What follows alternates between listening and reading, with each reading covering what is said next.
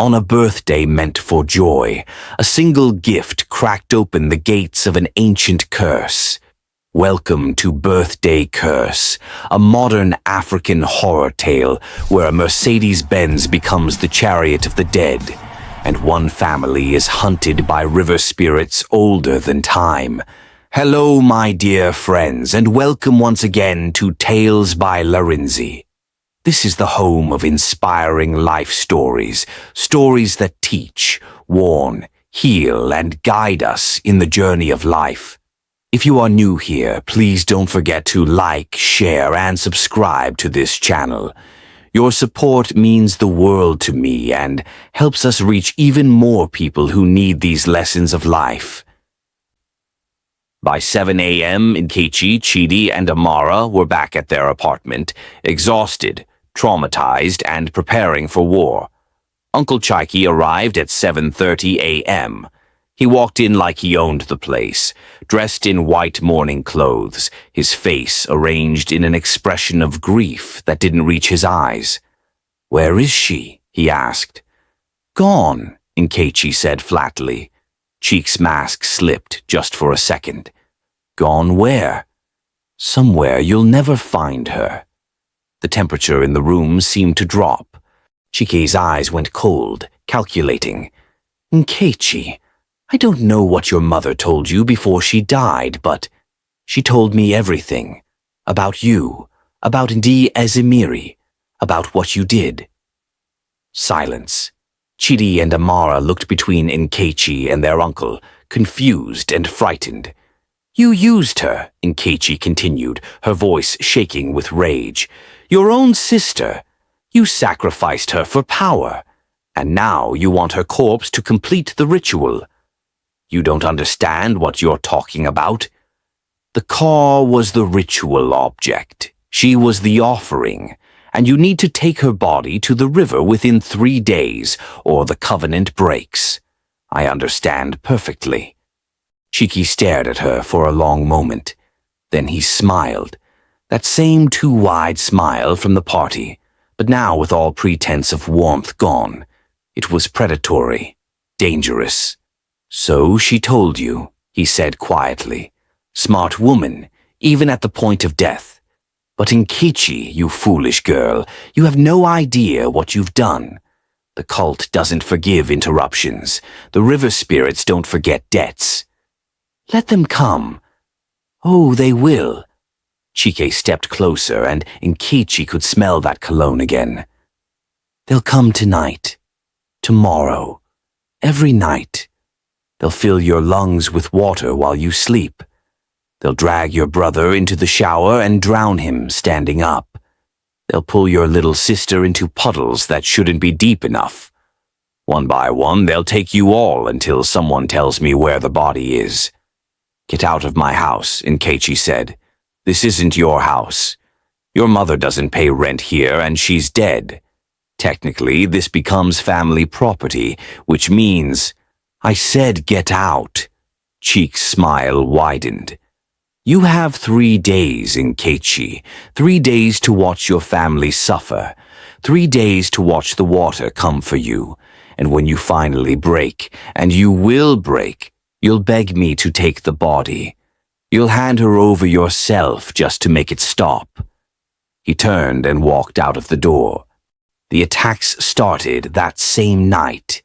Chidi was the first. He'd gone to bed around 11 p.m., exhausted from grief and fear, his mind still reeling from everything Nkechi had told them.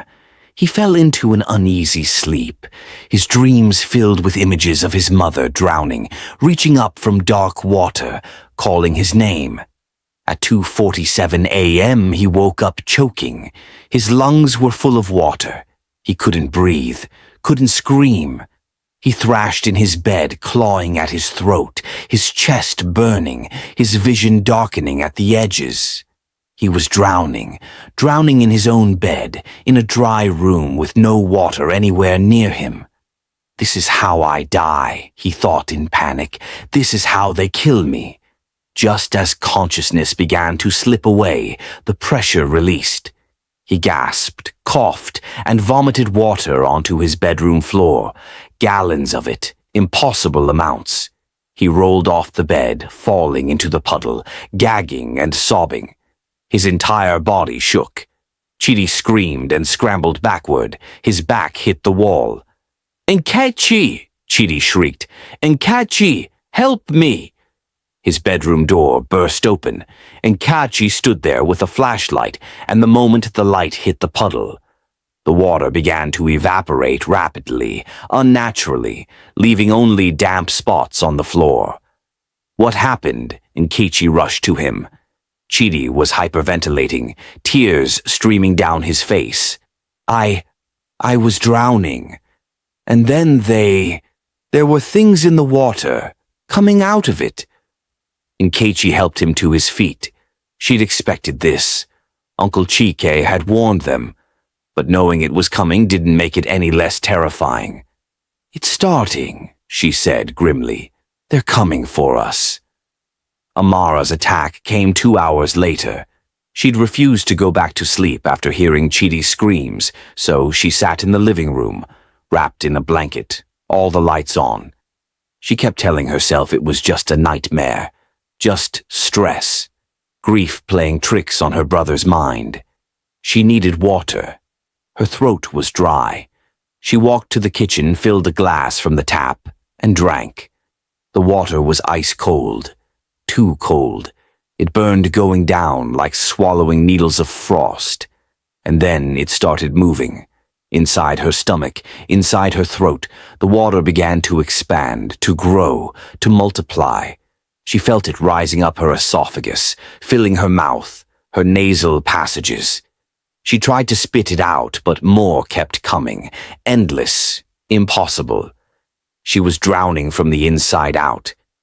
Amara stumbled toward the living room, trying to scream, but only gurgling sounds came out. Water poured from her mouth, her nose. Her lungs felt like they were full of concrete. Nkechi saw her and ran over just as Amara collapsed. "Amara!" She turned her sister on her side as water, far more water than one glass could account for, poured out of her mouth and nose. Finally, after what felt like forever, Amara stopped vomiting water. She gasped for air, sobbing. "Don't drink anything," Nkechi said urgently. "Don't touch any water, not from the tap, not from bottles, nothing. Do you understand?" Amara nodded weakly, terrified. Nkechi looked at the water pooling on their living room floor, at the faces reflected there, and knew they were running out of time. She needed help. Now. The next morning, exhausted and terrified, Nkechi left Chidi and Amara at the apartment with strict instructions. Stay together, don't sleep, don't touch water, and for God's sake, don't open the door for anyone. She took a Danfo bus to Mushin. Mushin was one of Lagos's oldest, most chaotic neighborhoods.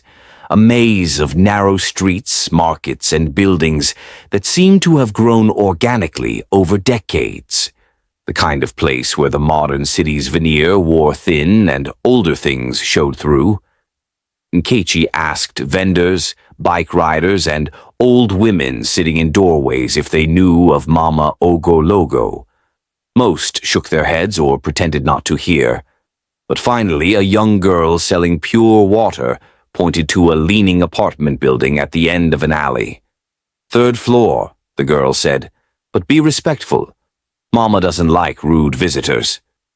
Nkechi climbed the narrow staircase, past apartments that smelled of cooking oil and incense, past children playing and music blasting from radios. The third floor was quieter, darker. Only one door at the end of the hallway. Before Nkechi could knock, the door opened. The woman standing there was small, ancient, her face marked with tribal scars that formed patterns Nkechi couldn't quite follow. They seemed to shift in the dim light.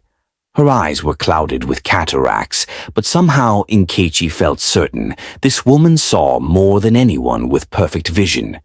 "You seek protection from Ndi Eze Miri," Mama Ogologo said. Not a question. Nkechi's breath caught. Yes. How did you... I can smell the river water on you.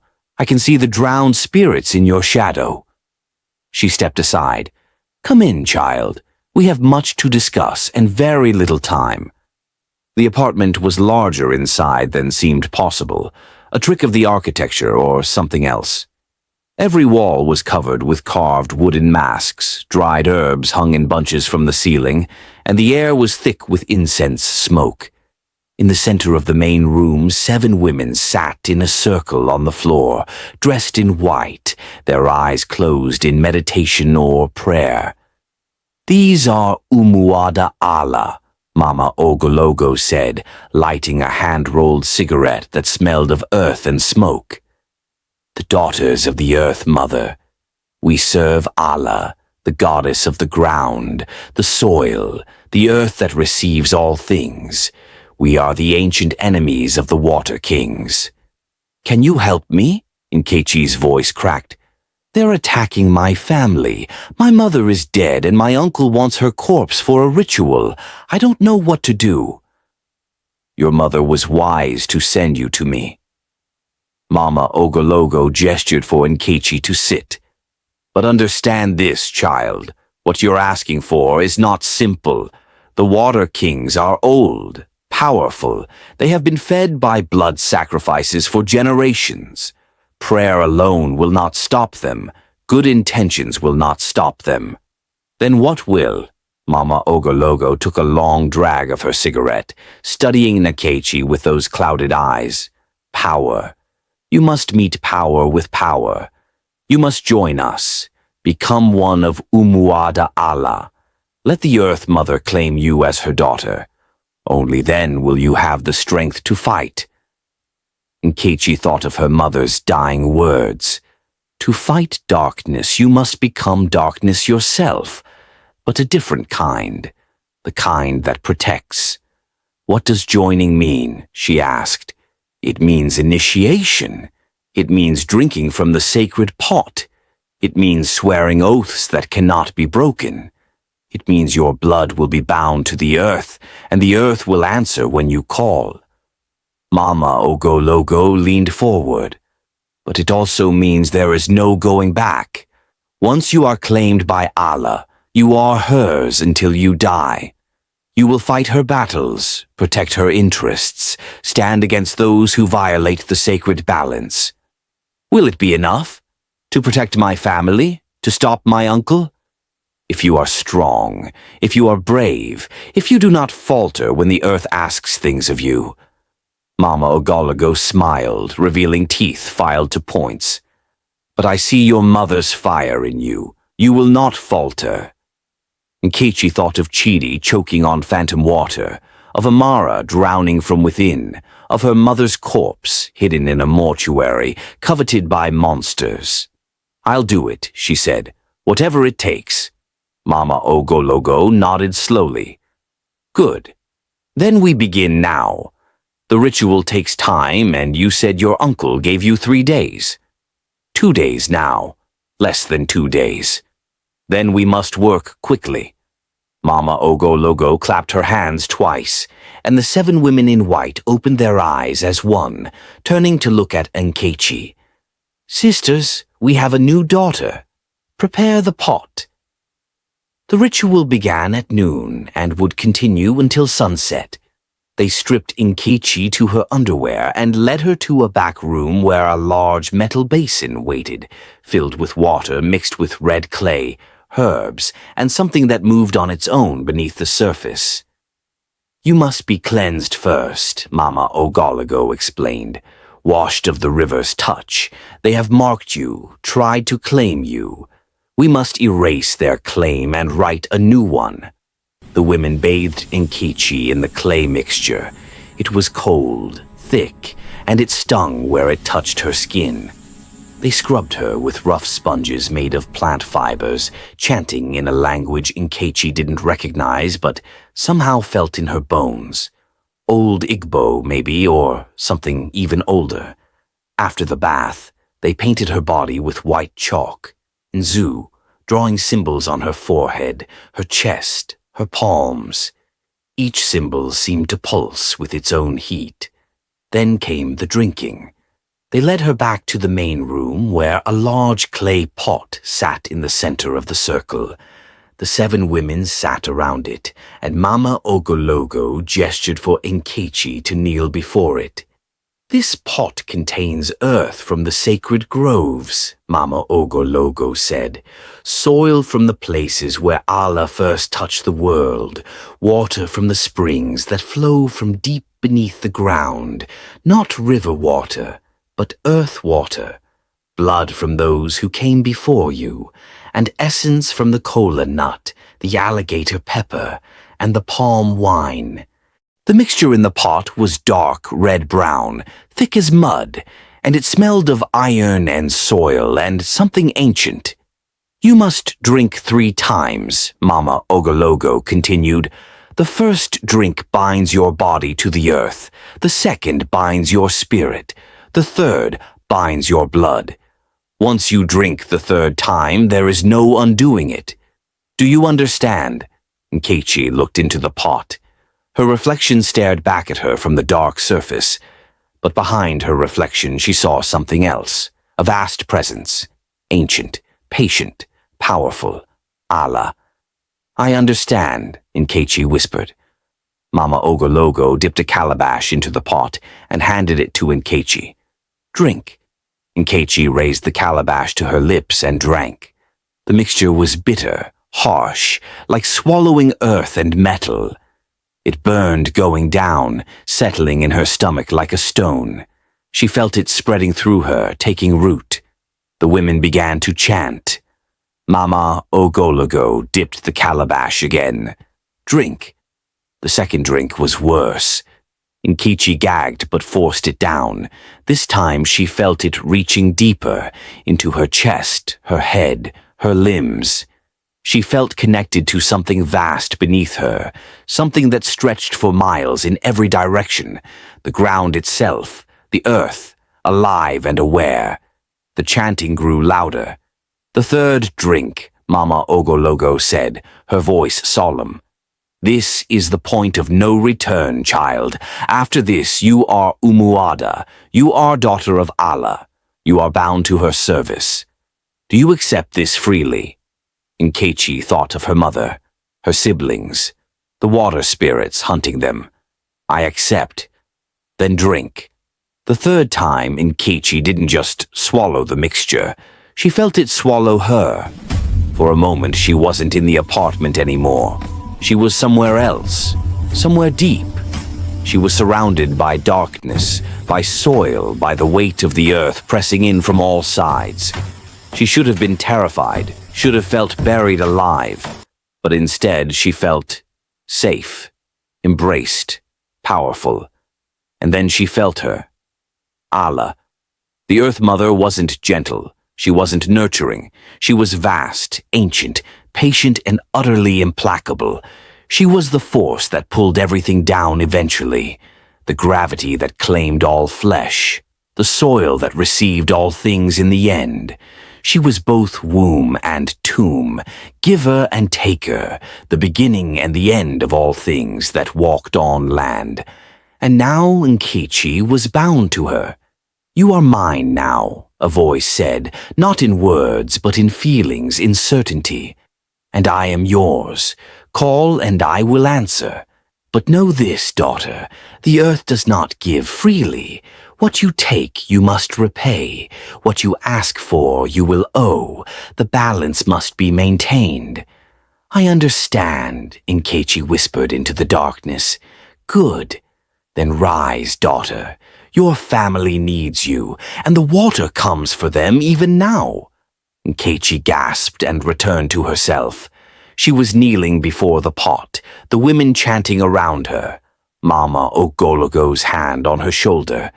But she felt different, stronger, rooted, like she'd grown deeper into the world somehow, anchored in a way she'd never been before. "It is done," Mama Ogologo said, helping her to her feet. "You are Umuwada now, sister of the earth." Nkechi looked at her hands. The The chalk symbols glowed faintly, then faded into her skin, disappearing but not gone.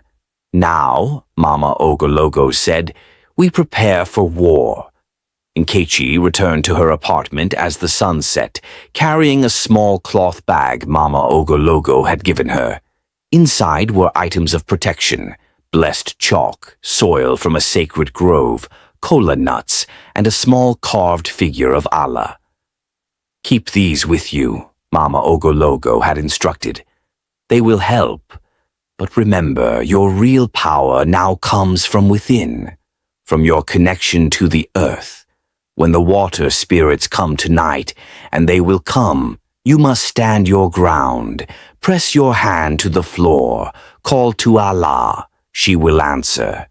When Nkechi opened the apartment door, she found Chidi and Amara huddled on the couch, looking exhausted and terrified. All the lights were on, every window was closed, the bathroom door was barricaded shut. Thank God you're back, Chidi said.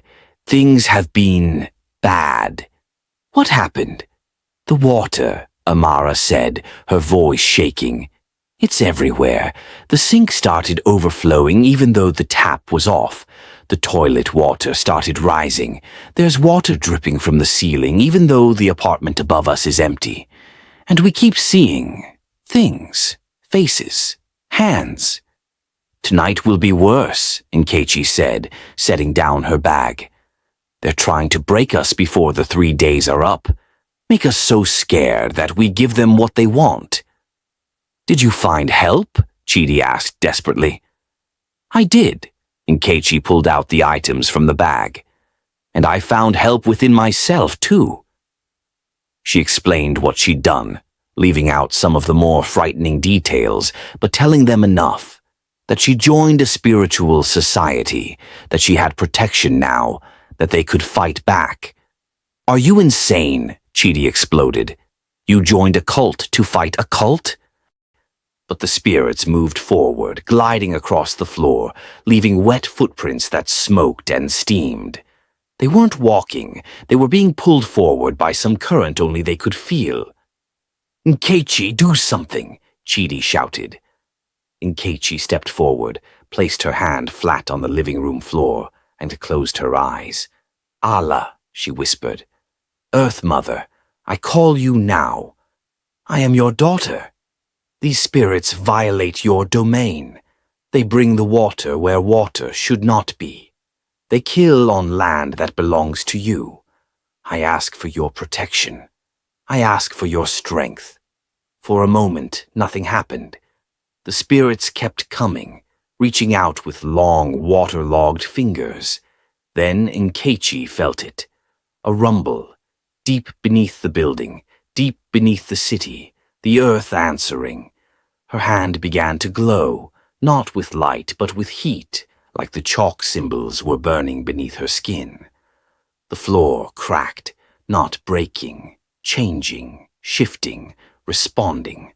The cracks spread outward from Nkechi's hand like roots, glowing with that same faint heat. Where the cracks reached the water on the floor, the water evaporated instantly, hissing and steaming. The spirits shrieked, a sound like wind through underwater caves, and tried to retreat back to their puddle. But Nkechi stood up, and the floor itself seemed to rise with her, buckling slightly, creating a barrier between the spirits and their escape route. No, Nkechi said, and her voice carried that same weight, that same depth she'd felt when connected to Allah. You came into our home. You threatened my family. Now you answer to the earth. She stomped her foot. The floor buckled again, and the spirits were pulled down, sinking into the tiles as if the floor had become quicksand. They thrashed and wailed, trying to reach the water, but the floor held them like concrete. Within seconds they were gone, not destroyed but banished, pulled into the earth itself where water could not reach. The apartment fell silent. The water evaporated. The temperature returned to normal. The lights stopped flickering. Nkechi swayed slightly, exhausted. Using that power had taken something from her, not physically but spiritually. She felt hollowed out, but it had worked. Chidi and Amara stared at her in shock. What? What did you just do? Amara whispered. I protected us, Nkechi said simply, and I'll keep protecting us for 2 more nights, until the 3 days are up, until Uncle Chike's deadline expires. And then what? Chidi asked. Nkechi's jaw tightened. Then we make sure he never threatens anyone again. Uncle Chike knew she had help now. He must have felt it, the shift in power, the protection surrounding the apartment. Because the attacks stopped for the rest of that night. The water didn't return, the spirits didn't rise, but Nkechi knew it wasn't over. It was just beginning. The next morning her phone rang, unknown number. Hello? Impressive, Uncle Cheek's voice, cold and amused. I didn't think you had it in you, joining Umuada Ala, becoming one of the Earth Daughters. That must have been quite the ceremony. How did you... We have eyes everywhere, Nkechi. Spies in every spiritual house. I know Mama Ogologo. I know her sisters. We've been enemies for a very long time.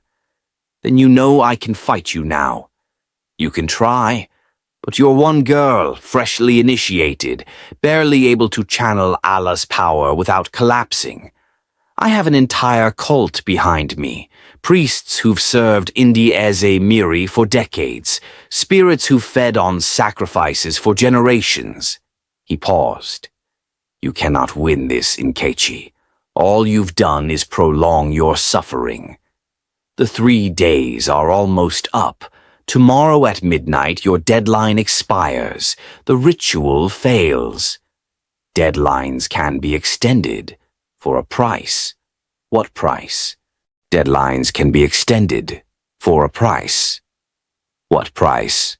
If I can't complete the ritual with your mother's corpse, then the cult has authorized me to use substitutes. Living substitutes. His voice dropped to a whisper. Your brother, your sister, you, any of you will do. The blood is close enough. The covenant can be sealed with one of you instead. Nkechi's blood ran cold. You're lying. Am I? Test me, Nkechi. Keep hiding your mother's body. When midnight tomorrow comes and I haven't completed the ritual, my brothers and sisters from the cult will come for you. We will take one of you, and the sacrifice will continue. I'll fight you. You'll try, and maybe you'll banish a few spirits. Maybe you'll crack the floor and create some dramatic effects. But there are 30 of us in Nkechi, 30 initiated members, each with their own power, their own spirits. You and your little earth magic won't be enough. He hung up. Nkechi stood there, shaking with rage and fear. She called Mama Ogologo immediately and told her everything. He's not bluffing, Mama Ogologo said grimly. If the Water Kings can't complete their ritual with the original sacrifice, they can substitute family members. Living family members. The ritual will be different, but the result is the same. The covenant is renewed. Their power continues. So what do? I can't let them take Chidi or Amara. You fight, but not alone. Mama Ogologo paused. Bring your family to the cemetery tomorrow night, the one in Ikorodu beside the Ogun River. That's where Chike will try to complete the ritual. We will be there, all of us. Umuada Allah stands with you, daughter. We will make our stand there. Why the cemetery? Why give him home ground advantage? That's right beside the river. Because, child, sometimes you must face your enemy on their own territory. The cemetery sits between the river and the earth, water and soil, his power and ours. It's the only place where this can be settled, where the balance can be restored. What if we lose? Silence on the other end of the line. Then we die protecting you, but that won't happen. You have something Chike doesn't. What? You fight for love. He fights for power. Love is always stronger in the end. Always. Nkechi hoped she was right. The cemetery at Ikorodu was old, overcrowded, forgotten by most of the city. Headstones tilted at odd angles. Vegetation grew wild. And less than 50 meters away, the Ogun River flowed, dark and patient, its surface reflecting the moon like oil. Nkechi, Chidi, and Amara arrived at 11 p.m., accompanied by Mama Ogologo and the 7 sisters of Umuada Allah. They carried Adaizi's casket themselves, simple wood, heavy with grief and consequence. Uncle Chiki was already there. He stood near the river's edge, dressed in full ceremonial white, surrounded by at least 30 people. All dressed the same, all marked with indigo paint, all chanting in that ancient language that made Nkechi's teeth ache. Behind them, in the river, dozens of water spirits waited, watching, hungry. "You came," Chike called out, spreading his arms. "And you brought her. How thoughtful."